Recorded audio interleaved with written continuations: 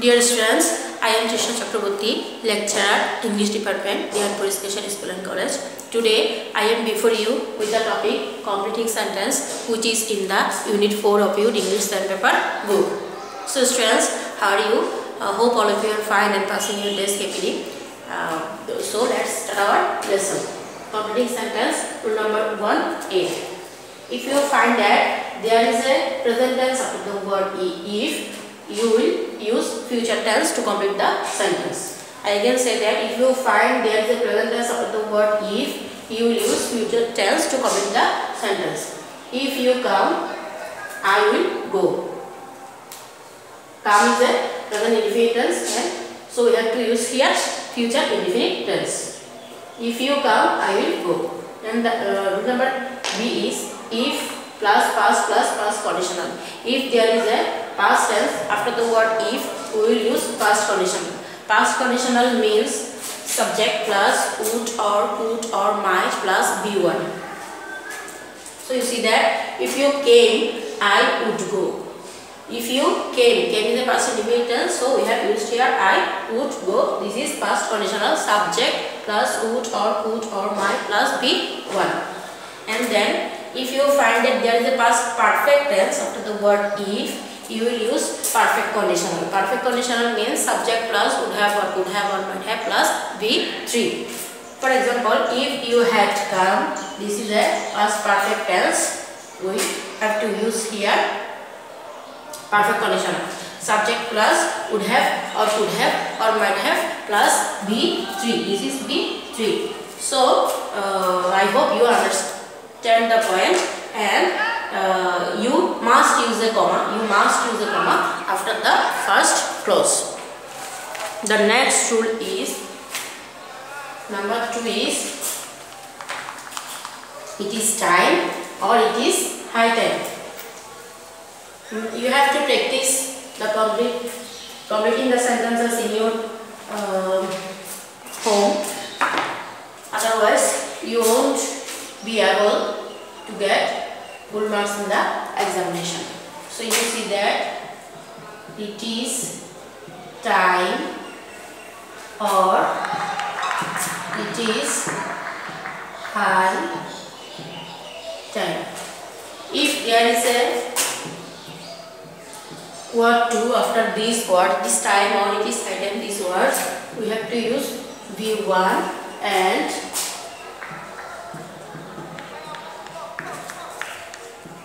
if there is a subject after the word it is time or it is high time, if there is a subject, we have to use past tense of verb. That means V2. For example, I can say that it is time or it is high time. If there is the word to after it is time or it is high time, we have to use V1. That means base form of the verb. And if there is subject after the word it is time or it is high time, we have to use past tense. That means V2. For example,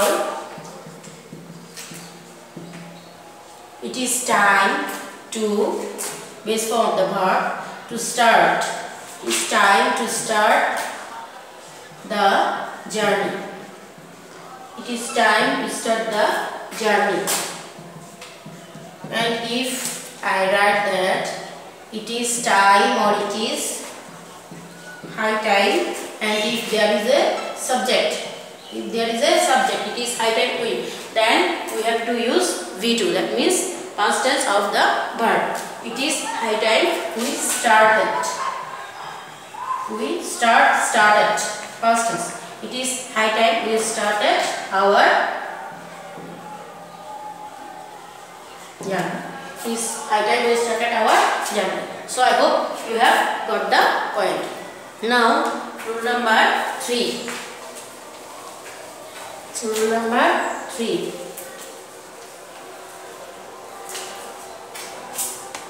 Number 3, list. You see that list itself is a negative word, so you won't use a negative statement after the word list. For example, list plus should, or list plus subject, list plus subject plus should or might plus P1, list plus subject plus should or might plus B1.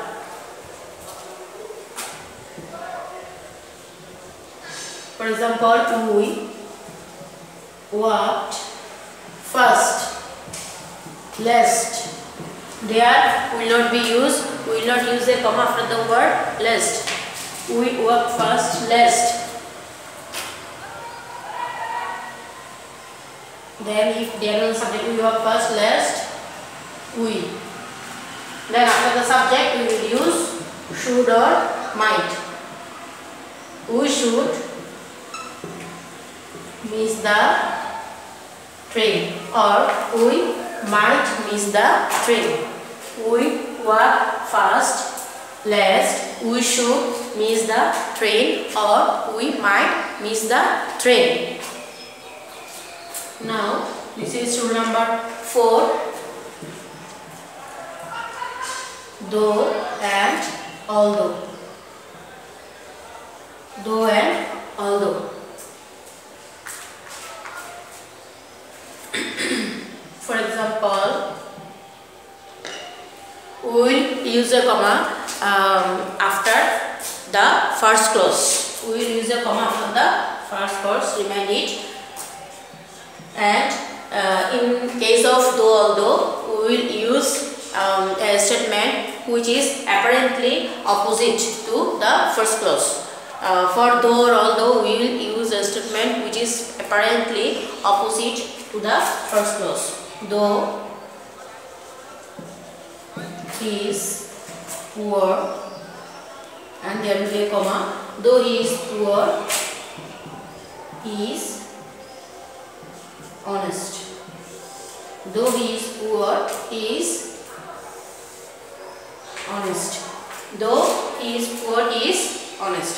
So this is apparently opposite to the first clause. He is poor, he is honest. You see that it is apparently opposite. The clause is apparently opposite to the first clause. And rule number 4 is rule number 5. Sorry, till and until. Notice that in the word till there are 2 L's, and in the word until there is 1 L. So I will write till plus positive or negative statement, and after the word until there will be only positive or affirmative statement.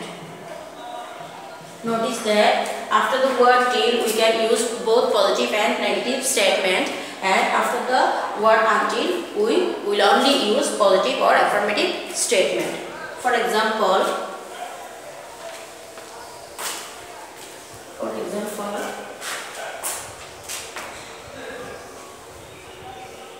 example number 1, wait till I don't come.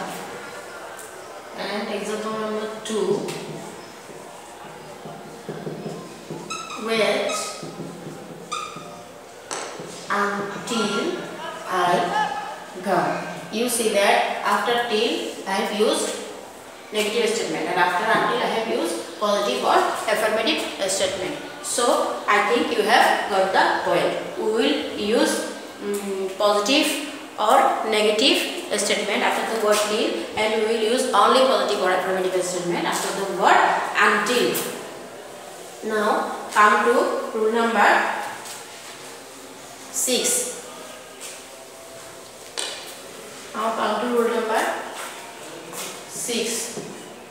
So that, or in order that. So that or in order that. will be used for a complex sentence. So that or in order that.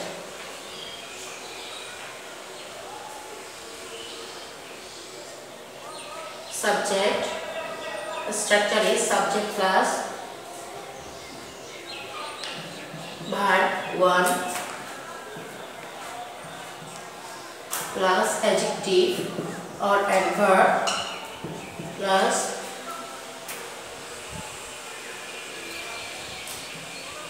so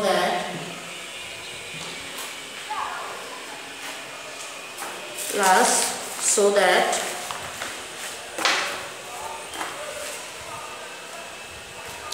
or in order that. Subject plus verb plus adjective or adverb plus dot dot, there will be another word plus so that or in order that plus subject to.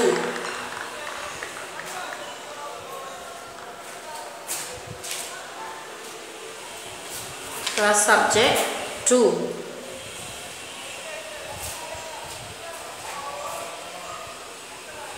Plus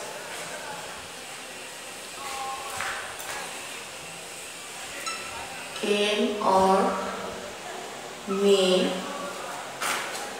or could or might. Can or may or could or might plus V1. For example, I am explaining it. The first subject, subject 1, then verb, then adjective or adverb, then another word there may be, and so that or in other that. Then subject 2, can or may, could or might. Verb 1, can or may, could or might. That means if the first clause is in present indefinite tense, we will use can or may, and if the first clause is in past indefinite tense, we will use could or might. I think it is clear to you. For example, the boy reads more so that subject V1 adjective or adverb so that or in order that. Or in order that. Subject plus verb plus adjective or adverb plus in order that plus subject 2. The boy reads more so that. For the boy we will use he, and as it is a present tense we will use can or may. He can V1 make a good result. The boy reads more so that he can make a good result. If we omit the word as, the boy read, it will be pronounced read. The boy read more so that, and as it is a past tense, we will use here could, so that he could make a good result. I hope you have got the point, and you will must notice where it is present tense and where it is past tense. And rule number 7 is so dot dot that. Rule number 7 is so dot dot that. Same kind of rules, and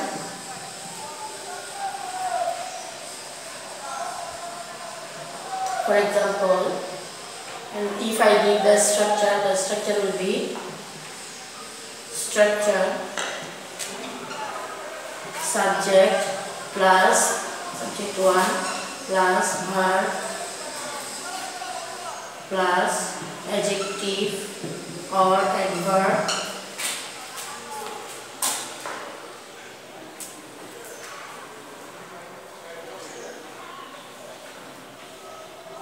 subject plus verb plus so plus adjective or adverb plus that plus subject to plus cannot or could not plus B1 plus if there is another word. For example, he is so weak that he cannot move an inch. You see that this is subject 1, this is verb, so adjective that subject 2 cannot be 1 and inch and another words. If there is a present tense in the first clause after the word, before the word that, we will use cannot. Remember that we will use negative statement after the word so dot that. We will use negative statement. If there is a present tense in the first clause, we will use present form in the second clause. If the verb is past tense in the first clause, we will use past tense in the second clause. For example, if it is was, he was so weak that, then we will use past tense in the second clause. He was so big that he could not move an inch. There are another rules, important rules also for you, and our rules, there are maybe 14 or 16 rules. I have given here 7 rules. You have to practice more and more to get a good marks in the examination, and we see that in the completing sentence most of the students get a poor marks.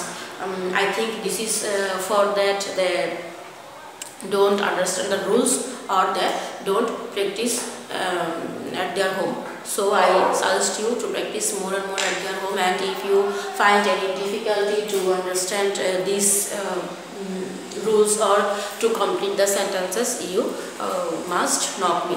So this is enough for today. I will be before you with another topics in another day. Till then, stay home and stay safe. Thank you.